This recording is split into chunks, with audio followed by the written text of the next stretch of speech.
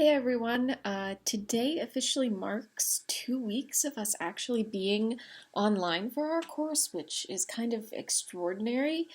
So it's been a while since I've actually gotten to see you guys. As always, I hope you're doing good. Just so you know, if you hear like grumbling noises and running water noises in the background, the dishwasher is running in the kitchen. So I could have filmed later, but I am very tired and I have to clean and disinfect the house today, which I do every 2 days because it just makes me feel better.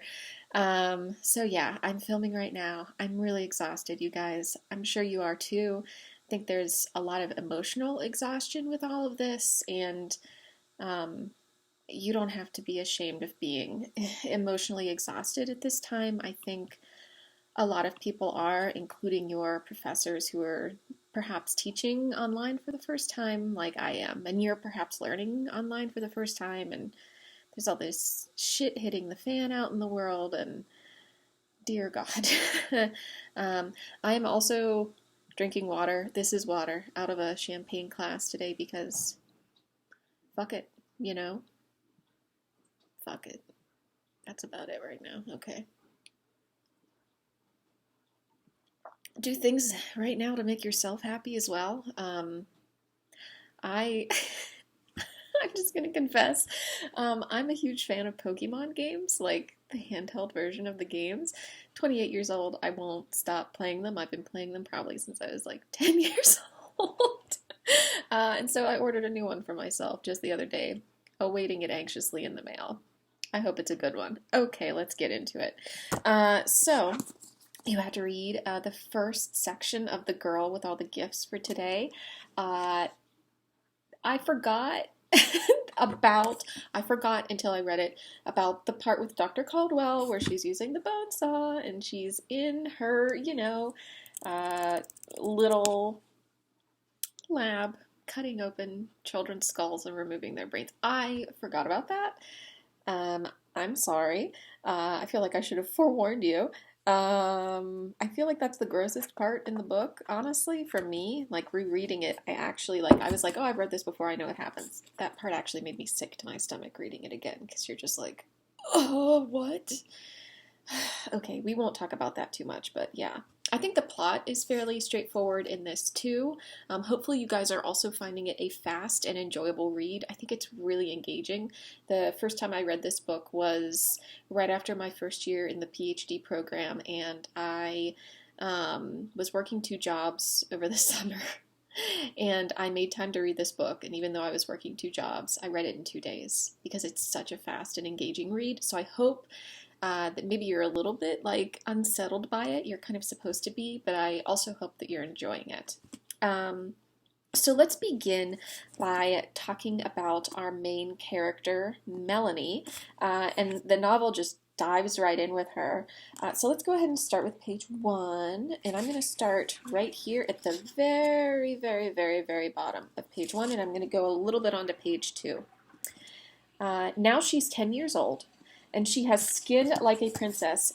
Thank you, dishwasher. She has skin like a princess in a fairy tale, skin as white as snow. So she knows that when she grows up, she'll be beautiful, with princes falling over themselves to climb her tower and rescue her.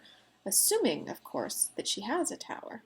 In the meantime, she has the cell, the corridor, the classroom, and the shower room. The cell is small and square. It has a bed, a chair, and a table. On the walls, which are painted gray, there are pictures. A big, excuse me, a big one of the Amazon rainforest, and a smaller one of a pussycat drinking from a saucer of milk. How quaint. Sometimes Sargent and his people move the children around, so Melanie knows that some of the cells have different pictures in them. She used to have a horse in a meadow and a mountain with snow on top, which she liked better. And then I want to skip to page 3, and it's like, the third paragraph, so it's the second full paragraph on page 3, starting with the burn patrols, because Melanie is kind of like thinking through the way that her world works in these opening pages. The burn patrols have to be really careful because there are lots of hungries still out there. If they get your scent, they'll follow you for 100 miles, and when they catch you, they'll eat you. Melanie is glad she lives in the block behind that big steel door where she's safe. Something that I was reminded of whenever I was reading this book is how skillful M.R. Carey actually is as a writer. You may have picked up on this too. These sections that are meant to be from, so it's all in third person, but the sections that are from Melanie's perspective sound distinctly childlike, like a little girl. Is thinking through things. The parts that come from Dr. Caldwell or Sergeant Parks or Miss Justineau, they all sound like adults. They're more complicated, linguistically even. Um, and so what really strikes me here is that, and this isn't a spoiler at this point, Melanie is one of the Hungries, right? She's a child that has been infected with something called cordyceps, which we'll talk about shortly. But she's thinking of, oh, I have skin like a princess, and someday there's a prince, and he's going to come rescue me, and the Hungries are out there, and they're really scary, but I'm glad I get to be in here. I kind of wish I had the picture with the horseback on it. Immediately, even though we later find out that she is essentially a zombie, a flesh-eating zombie. She is amazingly childlike. She's just like you would imagine a 10-year-old little girl to be. She likes she likes horses, and she feels like a princess, and she's scared of the Hungries outside. She does not immediately identify with them in the text. She doesn't realize what she is. She thinks of herself as a child, and she thinks of her circumstances as entirely normal. She's never known anything else. So perhaps you were fooled at the beginning of the book, like I was in the very beginning, and you didn't realize initially that you were dealing with children who were zombies. Let's keep talking about Melanie. Let's go to page 6. Just for a little bit more about her, here is where she's talking about the classroom. So I'm looking at the only two full paragraphs on page 6, and I'm going to read those real quick. When all the children are in the classroom, the lessons start. Every day has sums and spelling, and every day has retention tests, but there doesn't seem to be a plan for the rest of the lessons. Some teachers like to read aloud from books and then ask questions about what they just read. Others make the children learn facts and dates and tables and equations, which is something that Melanie is very good at. She knows all the kings and queens of England and when they reigned, and all the cities in the United Kingdom with their areas and populations and the rivers that run through them, if they have rivers, and their mottos, if they have mottos. She also knows the capitals of Europe and their populations in the years when they were at war with Britain, which most of them were at one time or another, and that's because this is actually taking place in the UK. She doesn't find it hard to remember this stuff. She does it to keep from being bored, because being bored is worse than almost anything. If she knows surface area and total population, she can work out mean population density in her head and then do regression analyses to guess how many people there might be in 10, 20, 30 years' time. So, like a normal, this is so funny. Like a normal child, Melanie is going to school and she's learning all these things and she's like undergoing tests, but she is extremely intelligent. She's like, I can figure out like density and population ratios in 30 years' time based off these figures that I've done, and I enjoy doing that in my head. We later learn that she actually like tells herself stories, makes up equations. She made up her own sign language by herself. So she is not only a child and a hungry, which is the book's word for zombie, she's extremely intelligent. Extremely intelligent. And that makes her, in this kind of experiment that's going on at the lab, what do they call her? Like the number one, kind of amongst the children. She's at the very top of the threshold in terms of intelligence, which is important to remember. And finally, in terms of Melanie and kind of her personality, I want to skip ahead to page 44 and then we'll go back. Okay. I want to talk about her capacity for emotion, because something that the book continually questions, and that Dr. Caldwell and Sergeant Parks and pretty much everybody except Miss Justineau is wondering, is these children are zombies, they're hungries, are they actually capable of having emotion? That seems to be the big question. Well, we'll use this passage to help answer. This is at the very top. I'm going to start at the very top of page 44. And this is when she's pissed at Sergeant Parks.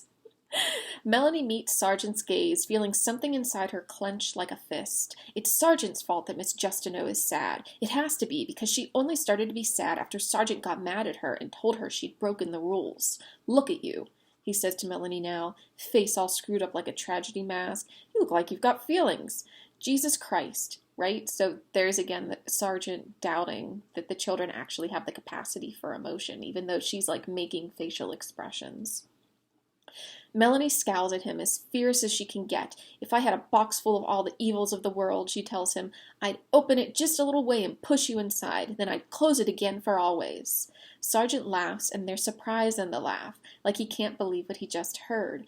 Well, shit, he says. I better make sure you never get hold of a box. Melanie is outraged that he took the biggest insult she could think of and laughed it off. She casts around desperately for a way to raise the stakes. She loves me, she blurts. That's why she stroked my hair, because she loves me and wants to be with me. And all you do is make her sad, so she hates you. She hates you as bad as if you were a hungry. And we see the irony there, because at this point we have realized that Melanie is herself a hungry, right? And Melanie's actually correct. It turns out that Miss Justineau does have some kind of emotional connection, not just to her students, but in particular to Melanie. And that Miss Justineau really does kind of hate Dr. Caldwell and Sergeant Parks, especially for the ways in which they treat the children. But we'll talk more about Miss Justineau in a second. What's really interesting here is that the text makes it quite plain for us that even if everybody else doubts the capacity of these children to have emotions, that Melanie has emotions. She makes facial expressions. She thinks about how am I going to hurt the sergeant, right? Like a human would. And she is outraged, we're told. She's upset that he just kind of brushes off what she says to him. And then she lashes out even further at Sergeant Parks. The text isn't coy with us. We as readers immediately know, whether they are hungries or not, these children have emotions. That makes what Dr. Caldwell is doing in her lab all the more terrifying for readers. Let's go ahead and talk about Miss Justineau on page 10. I should note for you guys, although it says this in the character list too, that Miss Justineau is, of course, Melanie's favorite teacher. They have 3 different teachers, and she is just, Melanie says, the absolute best. Okay, I'm going to read pretty much the middle of page 10. Nobody gets bored on Miss Justineau days, meaning like in the classroom whenever Miss Justineau has come to teach. It's a thrill for Melanie to even look at her. She likes to guess what Miss Justineau will be wearing and whether her hair will be up or down. It's usually down, and it's long and black and really crinkly, so it looks like a waterfall. But sometimes she ties it up in a knot on the back of her head, really tight, and that's good too, because it makes her face sort of stand out more, almost like she's a statue on the side of a temple, holding up the ceiling. A caryatid, although Miss Justineau's face stands out anyway because it's such a wonderful, wonderful color. It's dark brown, like the wood of the trees in Melanie's rainforest picture, whose seeds only grow out of the ashes of a bushfire, or like the coffee that Miss Justineau pours out of her flask into her cup at break time. Except it's darker and richer than either of those things, with lots of colors mixed in, so there isn't anything you can really compare it to. All you can say is that it's as dark as Melanie's skin is light. And sometimes Miss Justineau wears a scarf or something over her shirt, tied around her neck and shoulders. On those days, Melanie thinks she looks either like a pirate or like one of the women of Hamelin when the Pied Piper came. But the women of Hamelin in the picture in Miss Justineau's book were mostly old and bent over, and Miss Justineau is young and not bent over at all and very tall and very beautiful. So she's more like a pirate, really, except not with long boots and not with a sword. This is just another testament, right, to Melanie's emotional capacity and how she's just like a normal child. But what's also interesting here is the description, the physical description that we get of Miss Justineau. As we talked about in relation to Coco in Mama Day, darker-skinned women are usually looked down upon and told that they're less beautiful, and that's because of the dominance of white supremacy in Western culture. And we know that this is true not just in American culture or in white American culture, that sometimes the Black community feels that way too. This kind of internalized racism that exists, that you see yourself as lesser than because of the way in which white supremacy has framed Blackness. Also, I'm sorry that there's like this continuous glare in my glasses. I don't know what to do about it. And so here, Melanie describes Miss Justineau as this kind of like beautiful goddess-like mythic figure who's also really awesome and a pirate, and she's beautiful because she's dark, because she has this, we're told, really, what is it, crinkly, so it looks like a waterfall hair that she can wear up and down, and she's still beautiful, right? So in this book, Melanie is actually celebrating Black female beauty, which is so kind of radical, even today, that we still often see, especially darker skinned Black women, darker skinned Black women, like Miss Justineau is, as less beautiful than their lighter skinned counterparts. Again, I think, Uma, you brought this up. This is why things like complexion whitening creams are such a big market to darker skinned populations. Okay, and now I want to talk to you guys about Pandora. And that actually begins at the bottom of page 10 and goes on to about the middle of page 11. So I'm going to pick up right where I left off. When Miss Justineau teaches, the day is full of amazing things. Sometimes she'll read poems out loud, or bring her flute and play it, or show the children pictures out of a book and tell them stories about the people in the pictures.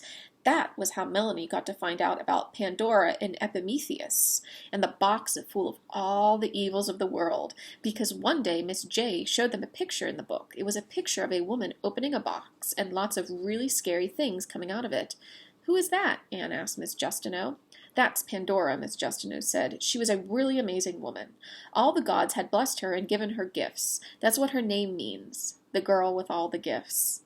So she was clever and brave and beautiful and funny and everything else you'd want to be. But she just had the one tiny fault, which was that she was very, and I mean very, curious. She had the kids hooked by this point, and they were loving it, and so was she, and in the end they got the whole story, which started with the war between the gods and the Titans and ended with Pandora opening the box and letting all the terrible things out. Melanie said she didn't think it was right to blame Pandora for what happened, because it was a trap that Zeus had set for mortals, and he made her be that way the way she was on purpose, just so the trap would get sprung." So here we actually see the title of the book, that Pandora's name in Greek mythology, sometimes she's called the very first woman who was ever created in Greek myth, that she has a box of evils. She opens it up and she releases those evils into the world. This is kind of an equivalent story in Greek myth to Eve actually eating of the apple in the Garden of Eden. So what's interesting is that the text immediately aligns Melanie herself with Pandora. Melanie is the girl with all the gifts. So she was clever and brave and beautiful and funny and everything else you'd want to be. And it's interesting later then that Melanie actually casts herself in the role of Pandora and says, if I had a box full of evils, I'd put you in it and I'd lock you up to Sergeant. So I think it's really important, and keep in mind too that what Pandora does is she opens the box. She releases the evils. This is going to be really important whenever you understand the very ending of this novel, which is kind of surprising. So just keep that in mind. I also want to talk about affection between Miss Justineau and Melanie. So let's go to pages 22 through 23. Okay. I'm going to read from about the middle of 22 onto the top of 23. That's a stupid idea, Melanie thinks, because Miss Justineau always smiles and laughs, and her voice is like a song. She just absolutely worships Miss Justineau. It's kind of precious, right? If something was hurting her, she wouldn't be able to smile so much. But right then, Miss Justineau isn't smiling at all. She's staring down at the ground, and her face is all twisted up like she's angry, sad, sick, like something bad is going to come out of her anyway, and it might be tears or words or vomit, or all three. Ugh. "I'll stay," Melanie blurts. She's desperate to make Miss Justineau feel okay again. "If you have to stay here, I'll stay with you. I wouldn't want to be in Beacon without you there." Miss Justineau lifts her head and looks at Melanie again. Her eyes are very shiny, and her mouth is like the line on Dr. Caldwell's EEG machine, changing all the time. "I'm sorry," Melanie says quickly. "Please don't be sad, Miss Justineau. You can do whatever you want to do. Of course you can. You can go or stay or—" She doesn't get another word out. She crashes into total, tongue-tied silence because something completely unexpected and absolutely wonderful happens. Miss Justineau puts out her hand and strokes Melanie's hair. She strokes Melanie's hair with her hand, like it was just the most natural and normal thing in the world, and lights are dancing behind Melanie's eyes, and she can't get her breath, and she can't speak or hear or think about anything because apart from Sergeant's people, maybe 2 or 3 times and always by accident, nobody has ever touched her before, and this is Miss Justineau touching her, and it's almost too nice to be in the world at all.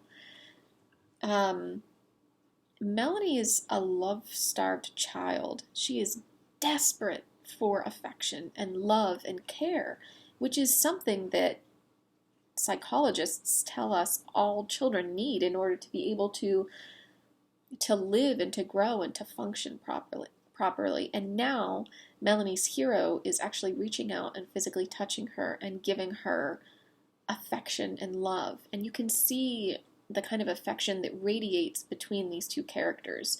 Melanie is cast in the role of daughter. Miss Justineau is cast in the role of mother, right? She has these kind of tender, nurturing feelings for Melanie, and Melanie absolutely worships Miss Justineau and wants to be with her and wants to be hugged by her and wants to love her and be loved from her in return.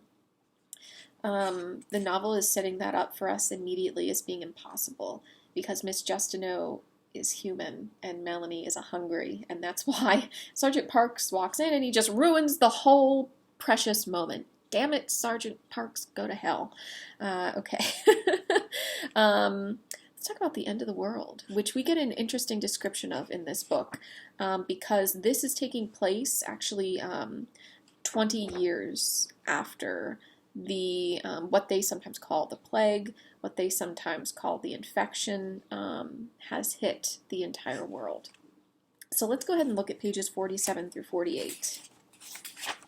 Okay, starting at the bottom of page 47. All right. It was so long ago now that Justineau has forgotten most of the details. 3 years after the first wave of infections, when the free-falling societies of the developed world hit what they mistakenly thought was bottom. In the UK, the numbers of infected appeared briefly to have stabilized, and 100 initiatives were discussed. Beacon was going to find the cure, reclaim the cities, and restore a much-longed-for status quo. In that strange false dawn, 2 mobile labs were commissioned. Oh my God.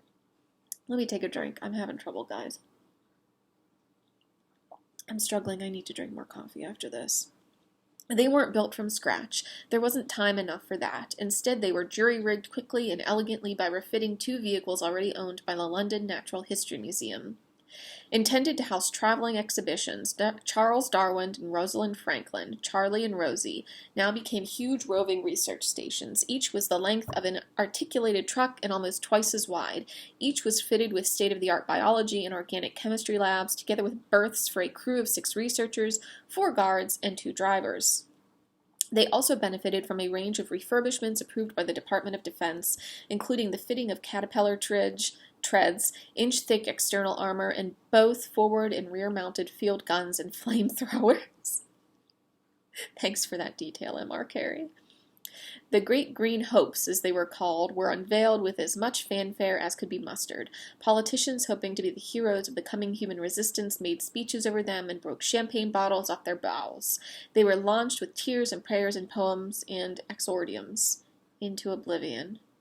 Things fell apart really quickly after that. The respite was just a chaos artifact, created by powerful forces momentarily canceling each other out.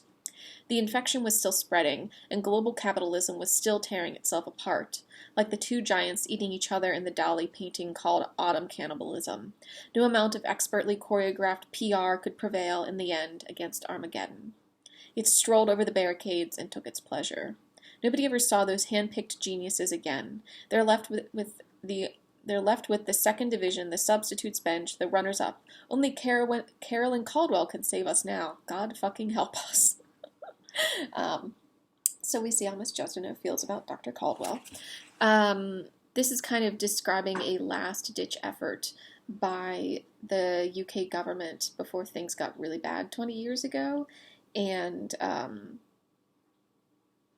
the infection essentially spread and decimated humanity. So it's really interesting to see this kind of end of the world unfold. Capitalism is being destroyed. This is a last-ditch hope. It's sold as the solution that they're going to go out and find a cure with these outfitted vehicles, and then it never happens. They just disappear. Nobody knows what happened to the scientists and the guards and the drivers that were in those vehicles. However, if you want to know, there's actually a prequel book to this. It was written after this one. It's called The Boy on the Bridge, and it actually follows the story of one of those vehicles, and it's also really good. And it kind of tells what happens after the end of this novel, too. So Armageddon is it's kind of cast for us in this novel as a scramble, a mad scramble. There was no way that humanity was ever going to be able to fight against this, that this was in some way inevitable. And we're seeing the aftermath here too, right? It's clear that humanity is scattered and broken and fragmented, and that most of the world actually belongs to the Hungries at this point. Oh boy. And let's talk about what actually caused all this in the beginning. Cordyceps. So let's look at pages 52 through 54. And this is a pretty vivid description of cordyceps. We do have a presentation coming up on it too, and that presentation can go into more detail, but this kind of gives you a really interesting overview.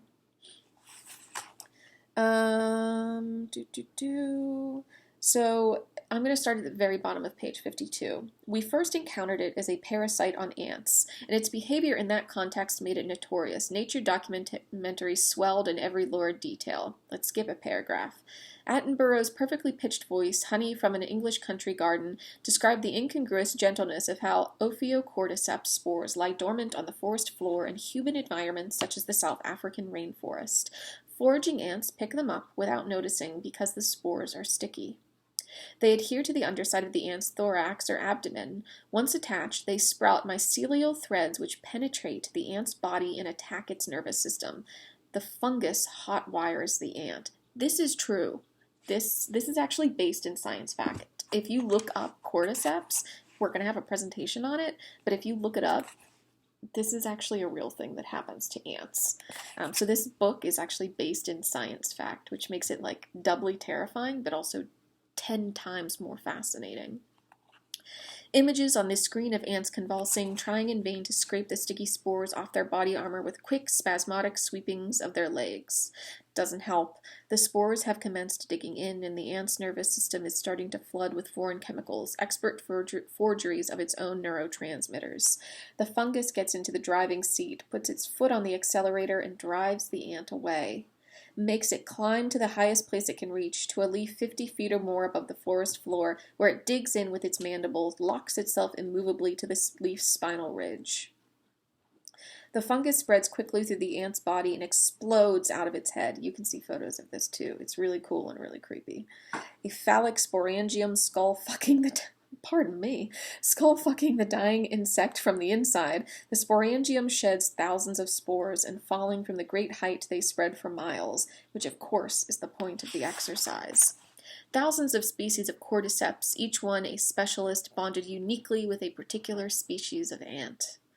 But at some point, a cordyceps came along that was a lot less finicky. It jumped the species barrier, then the genus, family, order, and class. It clawed its way to the top of the evolutionary tree, assuming for a moment that evolution is a tree and has a top. Of course, the fungus might have had a helping hand. It might have been grown in a lab for any number of reasons, coaxed with gene splicing and injected RNA. Those were very big jumps. So what's so fascinating is I think that we can actually look at this from an ecofeminist perspective. And so what we're told, first off, the hierarchy of humans at the top here is troubled, right? The text does that itself, if there even was a hierarchy, it says. And also, we can kind of talk about Val Plumwood's idea of a continuum and Stacey Alimo's ideas of transcorporeality. So, transcorporeality is really at the root of this, right? This idea that the human body takes in that which is outside and makes it a part of the self. You see that happening with humans who are infected by cordyceps. They are infected, they take it into a part of themselves, they become the hungries. Then you have a continuum of humanity, of the species of humans themselves, right? Of Homo sapiens. You have humans as humans, humans that became, right, hungries. Where do the hungry children go in this kind of continuum that maybe also includes the fungus itself and ants infected and any other species that were infected? That's something that the book ends up revealing to us along the way. Okay, just 2 more topics I want to get through, you guys. Thank you for sitting through this. Let's talk about Melanie's instincts on pages 62 through 65. I think I'm going to jump around a little bit here. I'm going to kind of just talk to you guys about some of this. This is when, after Sergeant Parks has left Melanie strapped in her wheelchair, Miss Justineau comes and actually releases her from it. And Melanie realizes something very odd is happening to her because Miss Justineau has not sprayed on the kind of like cloaking, they call it E-blocker, that keeps like her human scent, her sweat, contained.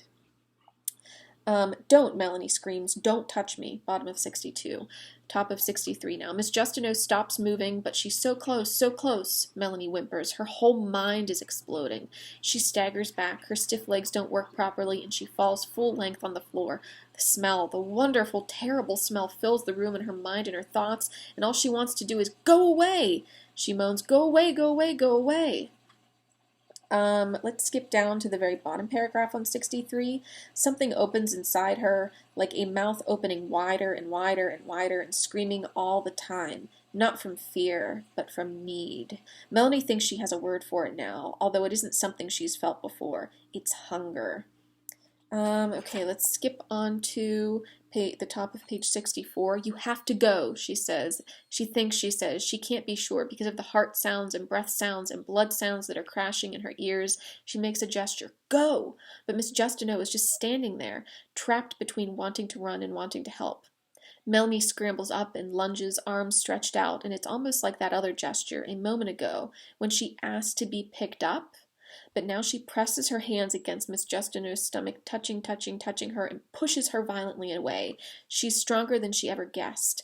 Miss Justineau staggers back, almost trips. If she trips, she'll be dead. Be bred.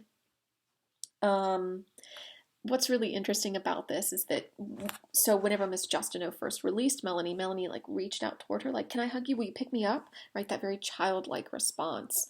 And then she catches Miss Justineau's human scent, and the cordyceps that are in her that makes her hungry actually makes her, it kind of overrides her entire body, just like it's said to do in the ants, and all she wants to do is eat Miss Justineau. And you can see this intense battle she's having. She keeps saying, leave, get away from me, go, go, go. Melanie is actually fighting those instincts to harm to harm a person, to harm a human. And she's a little girl who needs care and love, but she's also a hungry, and these two things are warring with each other at this moment for Melanie. And this is going to be a really key turning point in Melanie's development in the book. But it's interesting to see that she's not like a regular hungry, which we're told from Sargent's perspective, just stand around, and if they scent you or you move too quickly, they immediately launch after you and attack you. No, here Melanie is actually able to stop and temporarily arrest herself so that Miss Justineau can actually escape. That's a huge deal in the text. And it leads us to the ultimate question that this book is going to keep asking us to consider throughout its entirety. What does it mean to be human? And this is why ecofeminism can be really helpful for us. What does it mean to be human, especially if you are infected with something like cordyceps? If you have emotions, are you human? If you have love, are you human? If you need care and attention, are you human? The book asks this question really interestingly on page 50. So this will be the last thing we talk about today. Okay. So this is Miss Justineau, and she's talking to Dr. Caldwell in the lab. I'm going to start with her first bit of dialogue at the very, very top of page 50. Isn't it apparent to you by now, she says instead, that the children's responses are all within the normal human range and mostly displaced towards the top end of the range? You're talking cognitively? No, Caroline, I'm talking across the board. Cognitively, emotionally, associatively, the works. Caldwell shrugs. Well, the works would have to include their hardwired reflexes. Anyone who experiences a feeding frenzy when they smell human flesh isn't testing entirely within normal parameters. Wouldn't you agree? You know what I mean. Yes, and you know that you're wrong. Caldwell hasn't raised her voice, shows no sign of being angry or impatient or frustrated. She might be a teacher, exposing a pupil's sophomoric lapse of logic so that they can correct and improve. The subjects aren't human, they're hungries, high-functioning hungries. The fact that they can talk may make them easier to empathize with, but it also makes them very much more dangerous than the animalistic variety we usually encounter. It's a risk just having them here inside the perimeter, which is why we were told to set up so very far from Beacon. But the information that we're hoping to gain justifies the risk. It justifies anything. So we know that Dr. Caldwell is looking for a cure to what has happened with the hungries, a way to kind of stop the spread of cordyceps. And in order to justify the way that she's literally butchering and cutting open children, she frames them as not being human. She frames them as kind of being hungries on steroids, that they can ape the emotional capacities of humans, but she doubts that they actually have those capacities. Miss Justineau says, no, I'm in the classroom with these children every day, and I see that they have real, true emotions, that they're intelligent, that they're feeling beings. And Melanie is proving her correct at every single turn. So again, as you keep reading this, the book is going to keep asking you to consider, what does it mean to be human? All right, guys, that's it for today. I hope you have a great weekend and that you have some downtime. Again, please take time to rest for yourselves too. I'm certainly going to try to do so.